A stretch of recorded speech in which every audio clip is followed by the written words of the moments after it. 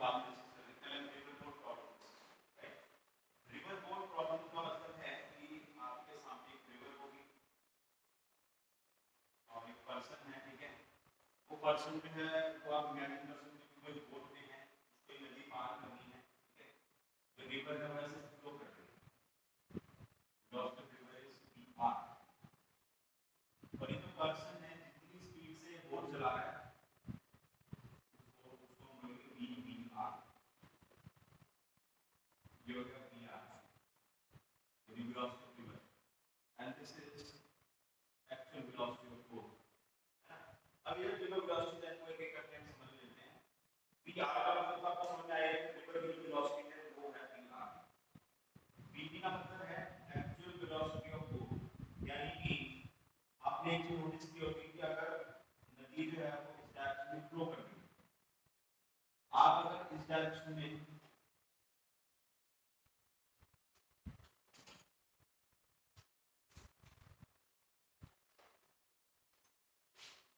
नदी अगर इस डायरेक्शन में फ्लो कर रही है, ठीक है, और आप अगर इस डायरेक्शन में है ना तैर रहे हैं या अपनी बोट चला रहे हैं, तो रिवर के फ्लो की वजह से आपकी जो वेलोसिटी है वो इस डायरेक्शन में मिलेगी, मतलब रिवर के साथ साथ बहने लगेगी। अगर रिवर तेज हो ऐसा होता है ना। सो आप जो है वो इस डायरेक्शन में लेके जा रहे हैं बोट को, लेकिन रिवर की वेलोसिटी इधर है, तो दोनों का जो रिजल्टेंट है मतलब आपकी बोट की वेलोसिटी और रिवर की वेलोसिटी दोनों का रिजल्टेंट है ये वाली, and this is the actual velocity of boat.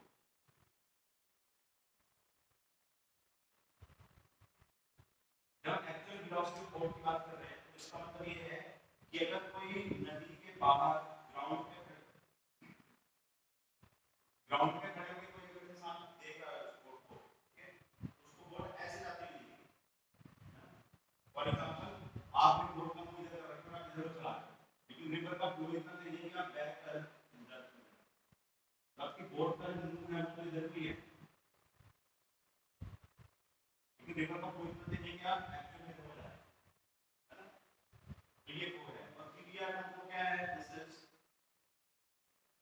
velocity of boat with respect to river।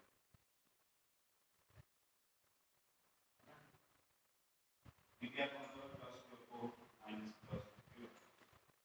जब मेरे रिलेटिव पर जब इसकी पे लगा कि जिसके रिस्पेक्ट में होगा उसको माइनस करें वे, है ना। इस वेलोसिटी को एक और चीज बोला जाता है velocity of boat in still water।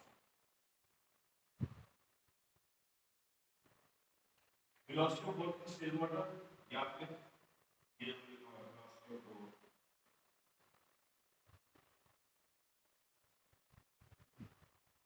in respect to, दोनों का मतलब एक ही है ना।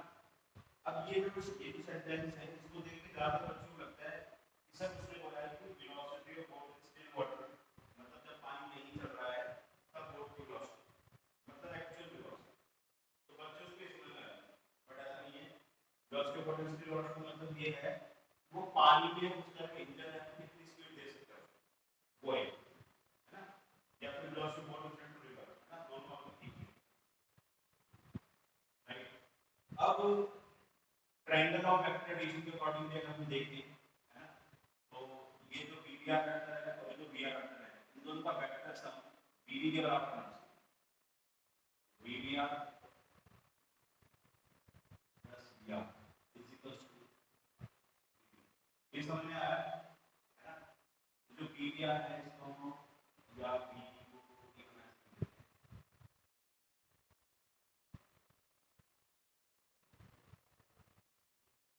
अब देखो ये हमारे पास एक equation uh,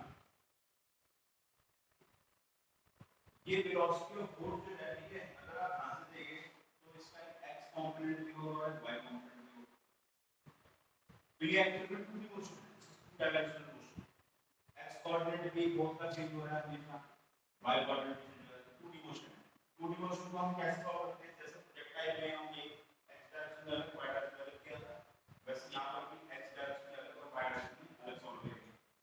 velocity of boat in x direction में हम लिखेंगे, तो जो बाकी वेलोसिटीज हैं उनके लिए x कंपोनेंट भी लेंगे। ठीक है, तो y कंपोनेंट निकालोगे, बाकी सबके भी y कंपोनेंट है, ठीक है। तो एक चीज हमें ध्यान रखनी है, जैसे ये PVR जो दिया है इसका पहले x कंपोनेंट देखना पड़ेगा कि कहां है। ये VB हो गया, ये VBR हो गया। सपोज आप इस लाइन से थीटा एंगल की तरफ अपनी डायरेक्शन करके वो कर रहे हैं, है ना। तो ये जो VBR है इसका अगर मैं ये वाला कंपोनेंट लिखूं ये कितना हो जाएगा, VBR cos थीटा। थीटा के साथ वाला जो cos कंपोनेंट हो जाता है, इसके अपोजिट वाला क्या हो जाएगा, VBR sin। ठीक है, तो हमने VBR का x कंपोनेंट लिख दिया, ये VBR का x कंपोनेंट है, तो क्योंकि नेगेटिव डायरेक्शन में माइनस आ गया, ये VBR का y कंपोनेंट है ना। VBR का x कंपोनेंट देंगे, y कंपोनेंट। अब VR की बात करते हैं, VR का वेलोसिटी ऑफ रिवर, रिवर की वेलोसिटी सिर्फ x डायरेक्शन में, y में नहीं। तो हम क्या बोलेंगे कि जो VR का है इट इज 0, क्योंकि रिवर जो x डायरेक्शन में है, y डायरेक्शन में फ्लो नहीं कर रही, और जो PRX है वो VR के बराबर नहीं है। ये समझ में आ रहा है। तो अब हमें न्यू इक्वेशंस लिखनी है x डायरेक्शन की और y डायरेक्शन। PRX हो जाएगा आपका minus VPR sin theta plus VR। ये हो गया मेरे फर्स्ट इक्वेशन। यानी क्या होता है, बोर्ड की x डायरेक्शन में वेलोसिटी निकालना है, यानी कि x डायरेक्शन में अगर हमें कुछ भी कैलकुलेशन करनी है तो इससे करें, ऐसी y डायरेक्शन VPY ये VBR का y कंपोनेंट जो कि ये है VR cos थीटा, और VR का y कंपोनेंट 0 है, यहां पर आप 0 लिख, ठीक है। इसी क्वेश्चन को यूज करके हमने लिखा है ना, हमारे पास दो इक्वेशन आ गई। अब इसी से सारे सब कुछ ही सॉल्व होगी। एक बात याद रखिए कि ये जो मोशन है ये नॉन एक्सेलरेटेड मोशन है,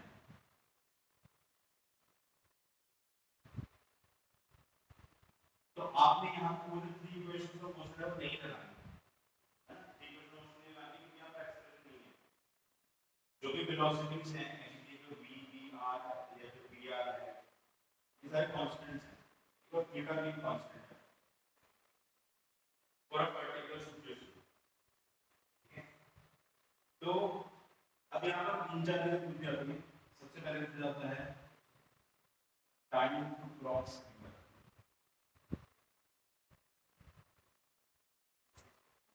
यानी कि इस पर्सन को रिवर को क्रॉस करने में कितना टाइम लगेगा, ठीक है।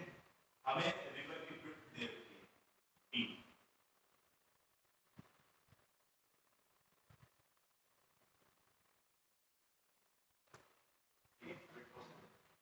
अगर हमें विड्थ ऑफ रिवर दी हुई है ना, तो y डायरेक्शन में जो डिस्प्लेसमेंट कवर करेगा क्रॉस करने के लिए वो हमको पता है d करेगा, क्रॉस की y डायरेक्शन में पता है ना।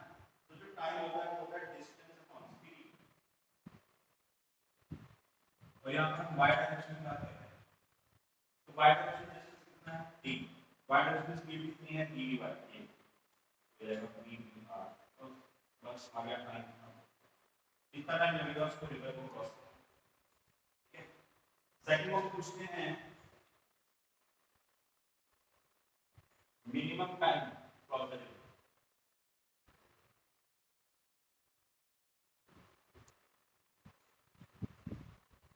Minimum time cross the river.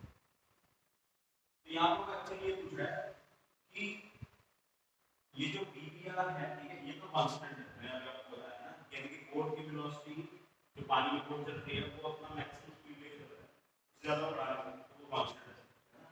दूसरा एक चीज चेंज कर सकते हैं कि स्टीयरिंग को मान सकते हैं अपनी बोट का, स्टीयरिंग को मान सकते हैं, मतलब थीटा चेंज कर सकता है।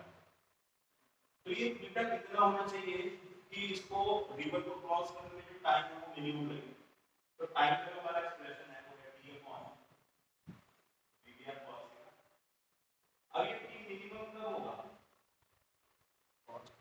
जब cos थीटा मैक्सिमम होगा, क्योंकि विड्थ ऑफ रिवर हम कर नहीं सकते, रिवर की चौड़ाई नहीं कर सकते, बोट की स्पीड पानी के अंदर वो भी आप नहीं कर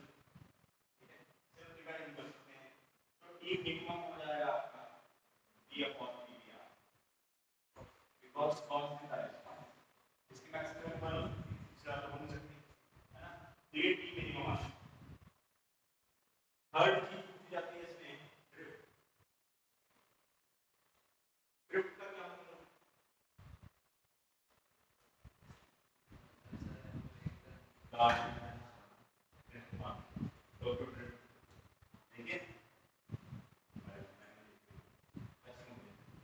यहाँ पर देखो ड्रिफ्ट का एक्चुअल मतलब ये होता है कि कोई चीज अगर घसीटते हुए जा रही है ना, तो आप बोट को इधर से चला रहे हो लेकिन रिवर आपको घसीटते हुए इधर को ले जा रही है। तो जहां से आपने शुरू किया ये आपकी नाक की सीध एकदम आप यहाँ खड़े हो, आपकी नाक की सीध में जो अपोजिट वाला पॉइंट है रिवर का, यहाँ से आप कितना एक्स डायरेक्शन में ड्रिफ्ट हो, तो रिवर ने आपको कितना धक्के मार के इधर को कर दिया एक्स डायरेक्शन, उसको बोलते हैं ड्रिफ्ट, है ना। तो यहाँ पर एक्स डायरेक्शन की बात हो रही है ना, ये आपका ड्रिफ्ट हो गया। एक्स डायरेक्शन की बात हो रही है, एक्स डायरेक्शन की बात हो रही है तो वेलोसिटी कौन सी यूज हो गई, vvx वाली ये वैल्यू दी गई, क्योंकि एक्स डायरेक्शन में डिस्टेंस की बात हो रही है ना। तो ड्रिफ्ट का मतलब है displacement of boat in x direction with respect to starting on opposite side, यानी कि रिवर के अपोजिट साइड में जो पॉइंट है वहां से एक्स डायरेक्शन का डिस्प्लेसमेंट होता है, उसको ड्रिफ्ट बोल रहे हैं, है ना। तो डिस्टेंस क्या होता है, distance is speed into time. River को क्रॉस करने में इसको कितना टाइम लगेगा ये तो हमें पता ही है, तो टाइम भी है हमारे पास, एक्स डायरेक्शन में वेलोसिटी भी है, बस पहले पुट कर देते हैं, फिर हो जाएगा vvx and time to cross river, तो vvx की वैल्यू हो जाएगी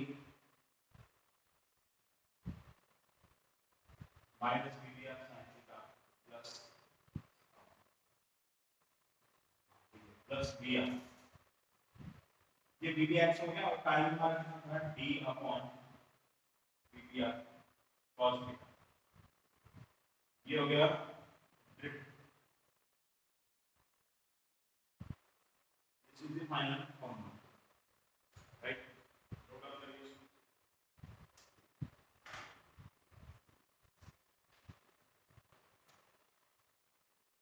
इसमें एक सवाल पूछते हैं, क्वेश्चन इस तरीके से पूछते हैं कि ये जो पर्सन है कि बोट को कितने एंगल पर चलाए सच दैट वो मिनिमम पाथ को फॉलो करे। मिनिमम पाथ मतलब क्या है, या फिर शॉर्टेस्ट पाथ है ना, जैसे मान लो बोट ऐसे चलाई हुई है,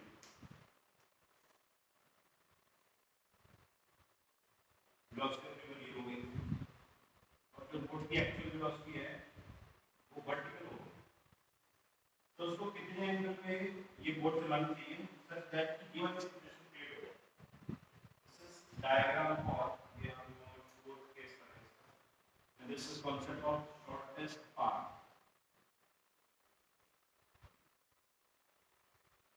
शॉर्टेस्ट पाथ कब होगा सर, जब अगर आपको रिवर पार करना है तो शॉर्टेस्ट पाथ कौन सा होगा, क्या वर्टिकल सीधा चल जाओ, है ना। लेकिन है रिवर के अंदर शॉर्टेस्ट पाथ फॉलो करना इतना आसान नहीं है, क्योंकि रिवर आपको जब धक्का मारती है तो आपको बोट को थोड़ा सा इधर को चलाना पड़ेगा, सो दैट कि रिवर का भी जो इफेक्ट है वो आने के बाद नेट इफेक्ट ये होगा वो वर्टिकल होगा, राइट। तो हमें कितने एंगल पे चलाना चाहिए, तो इसका सीधा सीधा मतलब ये है कि यहाँ पर ड्रिफ्ट कितनी होनी चाहिए, ये मतलब हुआ कि वर्टिकल एकदम सीधा पहुंचे, है ना, वहां पर कहां लिखना, ये जो ड्रॉ कर रखा है ड्रिफ्ट का मतलब है कि यहाँ से आते कितना हुआ। अगर हम चाहते हैं कि ये वाला जो vb वेक्टर है ये ऐसे हो जाए तो उसका ड्रिफ्ट 0 होना चाहिए, है ना। तो शॉर्टेस्ट पाथ के लिए ड्रिफ्ट क्या होना चाहिए 0, तो आप ड्रिफ्ट को 0 पुट करो, माइनस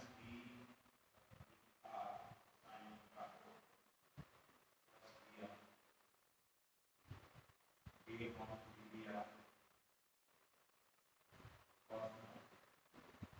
इसको आप जीरो पुट करो। अगर आपने इसको जीरो पुट कर दिया ठीक है, तो ये वाला जो ब्रैकेट है वो क्या रहेगा, minus B D R sine theta plus B R equals zero.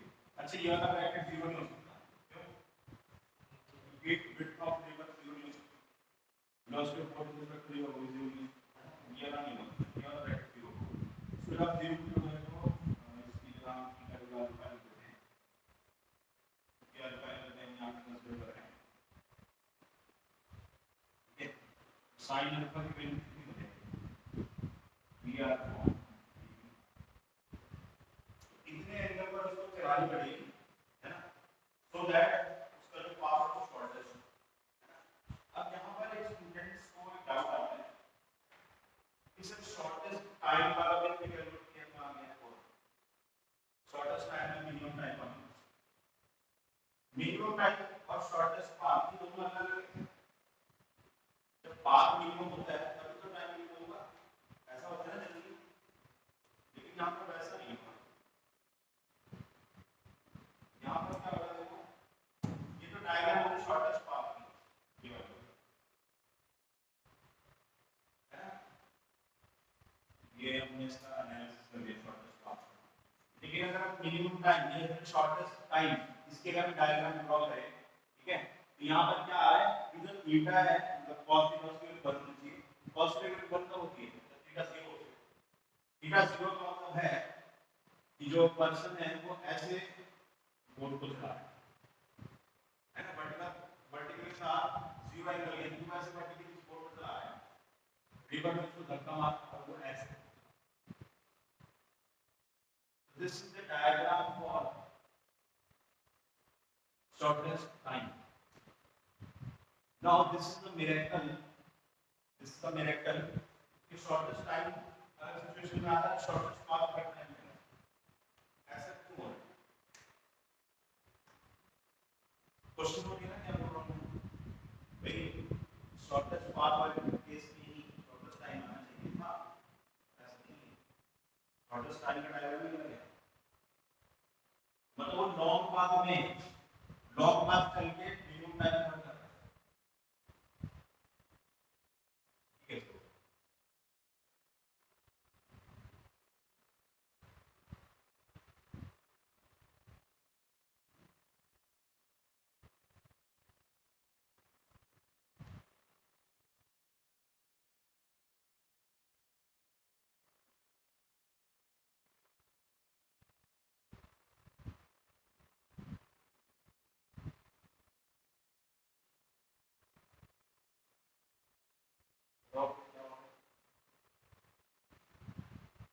देखो यहाँ पर क्या हो रहा है, बोट को जो ऐसे चला रहा है तो उसको रिवर को अपोज नहीं करना पड़ता है ना, अपना बोट ऐसे चला रहा है और रिवर ऐसे नंबर रिटर्न कर रहा है, इसलिए हमारा शॉर्टेस्ट टाइम है कि उसको रिवर को अपोज नहीं करना पड़ता। यहाँ पर क्या हो रहा है, यहाँ पर उसको रिवर को अपोज करना पड़ रहा है, कैसे, देखो एक्चुअल में जो बोट है ना वो ये वाला काम कर रही है, लेकिन वो चल कैसे रही है, पर चल रही है, कर हो जा रही है, रिवर उसको ज्यादा कहाँ आ रही है, फिर वो बोट इधर जा रही है, ऐसे कुछ नहीं हो रहा है। हाँ जी,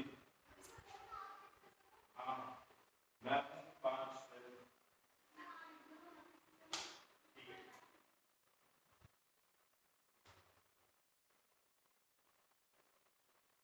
ठीक है। तो यहाँ पर जो रिवर बोट का मोशन है वो कैसे होता है, पहले वो इधर जा रही है तो रिवर उधर का आगे लेके जा रही है, तो जनरल मोशन तो यही हो रहा है, और उसको रिवर के फ्लो को अपोज करना पड़ रहा है इस पाथ को फॉलो करने के लिए, या फिर इस पाथ पे स्टिक करने के लिए, है ना, समझ में आया? इसलिए शॉर्टेस्ट टाइम वाला सिचुएशन अलग होता है, शॉर्टेस्ट पाथ वाला